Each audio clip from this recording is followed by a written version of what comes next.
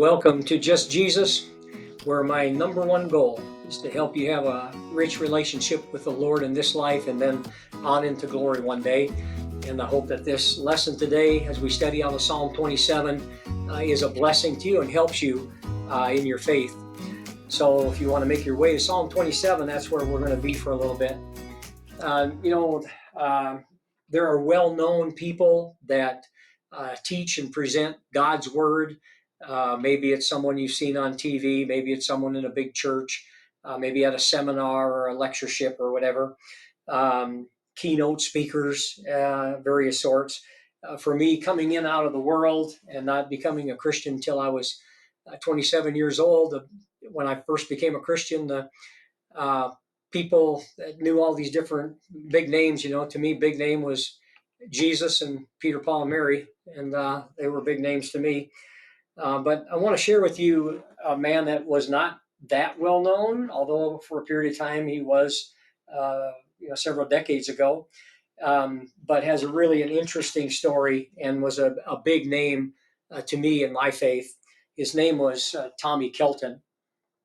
And Tommy preached for many years in Texas and other places. Also, he served as a missionary in Nigeria, Africa, for several years.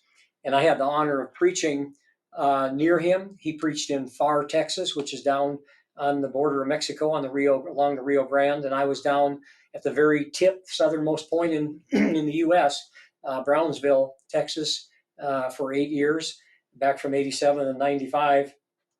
And I had the honor of seeing Tommy. We had monthly gatherings. The preachers would all get together and visit with each other. But I was sad. It's been several years now that when I heard that Tommy had left this life, I was happy for him because he had a long, hard life. But it was still sad to hear about it. He suffered what back then was called manic depression. And he really had a hard time with it. They didn't know what to do before bipolar medicine and so on. And his wife ended up leaving him.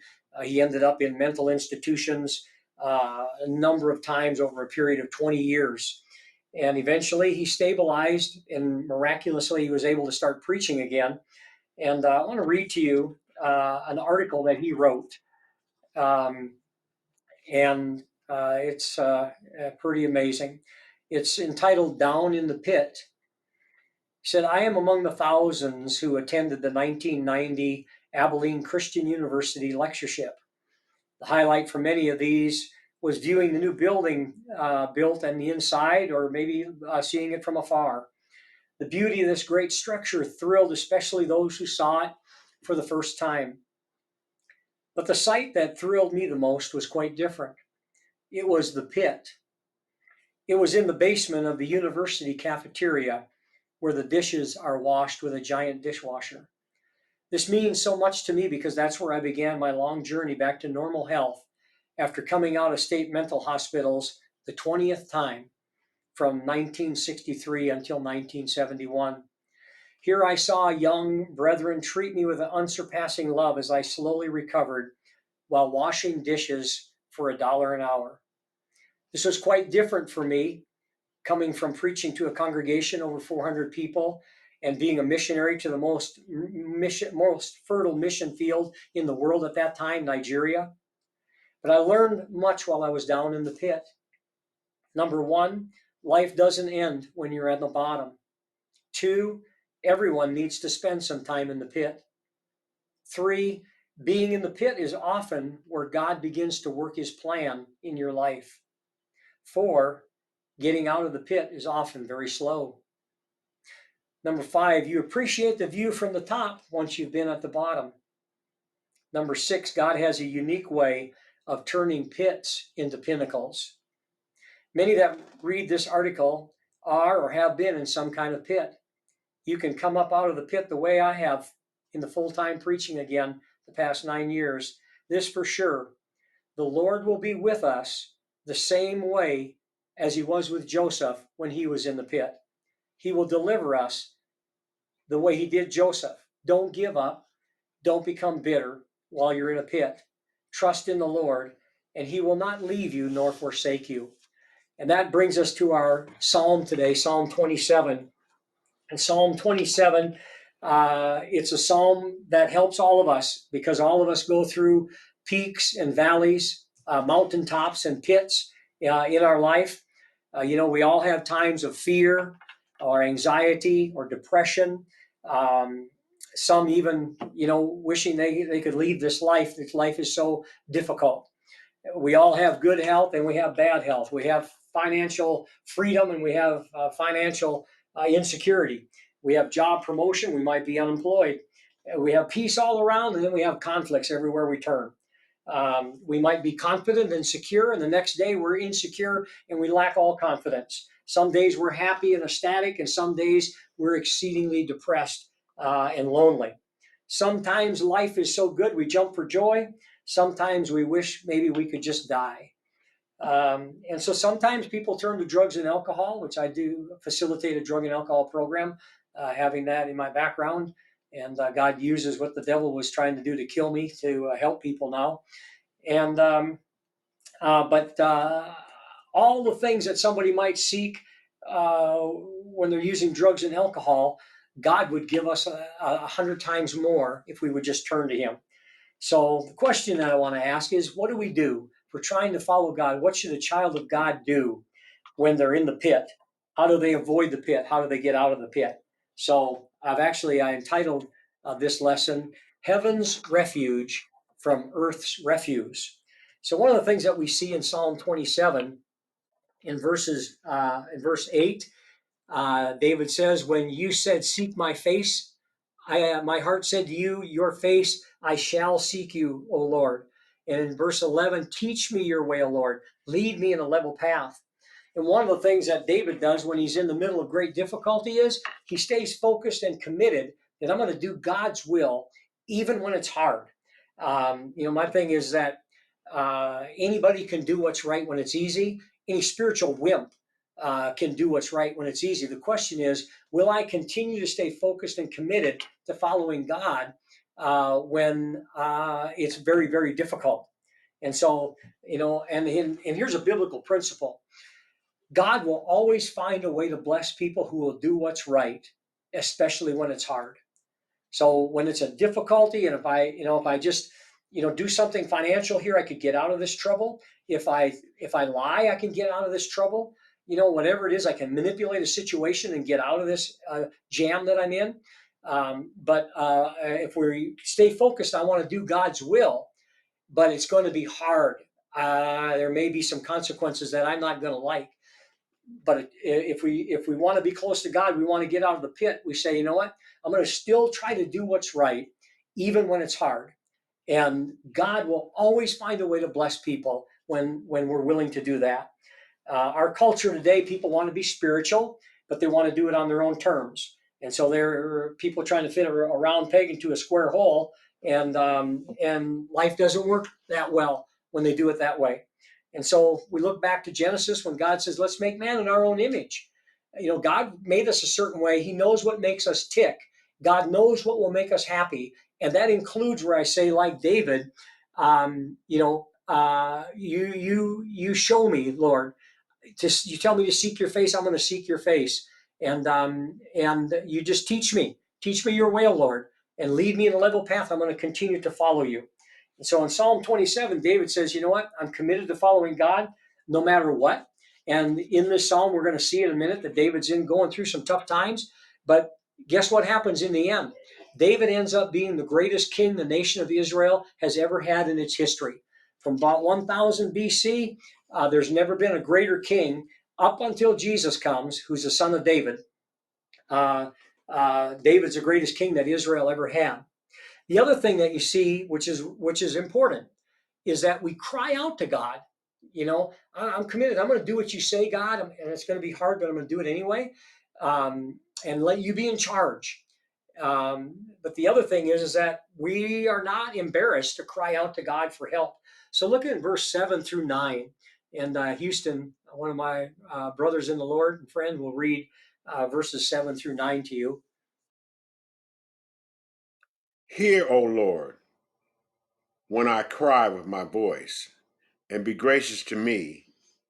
and answer me when you said, seek my face. My heart said to you, your face, O Lord, I shall seek. Do not hide your face from me. Do not turn your servant away in anger. You have been my help. Do not abandon me, nor forsake me, O God of my salvation. See, in verse 7, he says, hear, O Lord, when I cry out with my voice. And he's dying and begging God um, that don't turn your face from me, God. You know, he's begging for God. David has no reservations, no hesitation, no pride, no self reliance. He knows that God has a way, and I'm going to lean on God and I'm going to cry out to God. And I'm not going to be ashamed to cry out to God for help. Definitely one of the most, the greatest spiritual minds for maintaining our sanity when we're going through difficult times is prayer, to continue to turn things over to God. You remember Paul in Philippians 4, he says, don't be anxious for anything, in verses 6 and 7. Do not be anxious for anything, but in everything by prayer and petition. And then he says, with thanksgiving. So we're even in the middle of troubles, we're still thanking God because we know his track record. And so in everything by prayer and supplication with thanksgiving, let your requests be made known to God. And the peace of God, which surpasses all comprehension, will guard your hearts and your minds in Christ Jesus. And so God has a way when we turn things over to him where he'll provide us with peace. He loves us. He wants to hear from us. And God gets involved providentially, gets involved in our lives. And I don't understand sometimes what God would want with this pile of junk that's going on in my life. But God says, you know what? Just give it to me. I'll take care of it.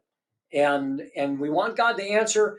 Don't give me what I want. You know, we don't want to step out and we say, God, I know this is might not be the right thing that you want, but I want this is what I want because I don't want to be like this anymore. I don't want to feel like this. No, instead we say, your will be done, just like Jesus did when he was going to the cross. Father, all things are possible for you. Remove this cross from me or this cup from me, but not my will, but your will be done. And so we still want God's will to be done, but we're praying and we're turning ourselves over to God every day. And that helps us as God begins to go to work providentially and work in our lives like he did in the life of David in Psalm 27. The other thing that we see in Psalm 27 is David has confidence. He has confidence and trusts God that God is going to help him.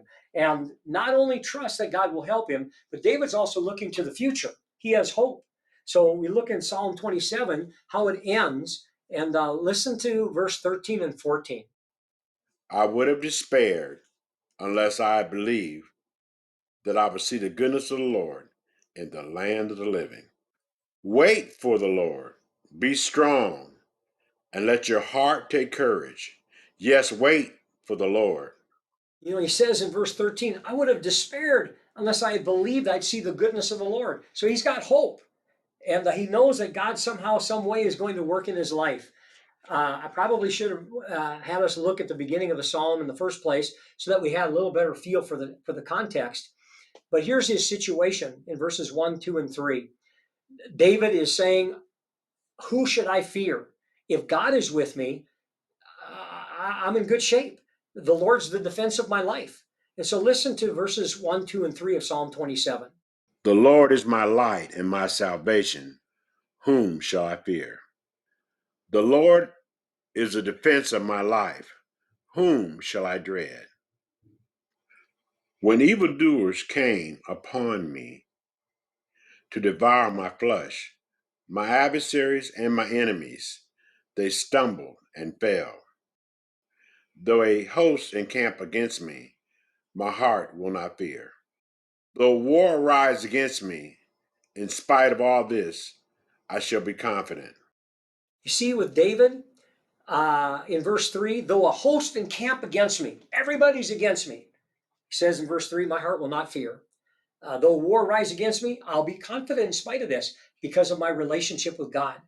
Um, and so, you know, the real key to overcoming problems in this life is to quit trying to control it and let God be in control and continue to do his will, cry out to him, trust in God, have confidence God's in is capable and caring enough to fix our situations. But we need to remember something.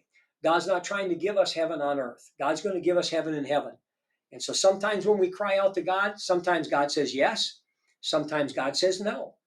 And sometimes God says, wait, I have something better planned. And people of faith will trust God. They don't become atheists when they don't get what they want. Instead, they stay faithful and give God some time um, to work in their lives and work things out. And we need to remember, we're looking this far in front of our noses, our immediate situation. God's looking at our whole life. And God's goal is not to just fix everything we have now. God's goal is to bring us to eternity. And so sometimes if God answered a prayer the way I wanted it answered, it could end up to be a lot worse. And so we need to learn the serenity prayer. God, grant me the serenity to accept the things I can't change, courage to change the things I can, and the wisdom to know the difference. And so if there's something I can do about it, but give me peace and serenity just to keep on plugging along, being faithful, no matter what. That God is our light, he's our salvation, he's our refuge, and he's our refuge from life's refuse that we go through. And as I look back on my own life, I see God's fingerprints all over it. And I think that if you've been following the Lord, you can look back on your life and you can see the same thing. But maybe you haven't been following the Lord. And this would be a good time to say, you know what? I think I want to study. I think I want to get some questions answered. And it's what I do for a life. For me to live as Christ, to die as gain. If I live, I want to help people have a relationship with the Lord. And if I die, I get to go and be with the Lord.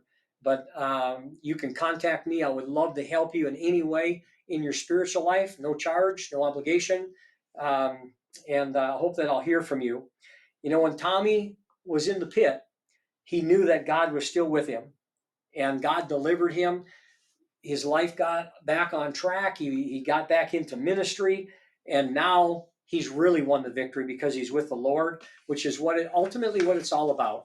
And we're going to be in this life for 20, 40, 60, 80, or 100 years maybe, but we're going to be on the other side of this life forever.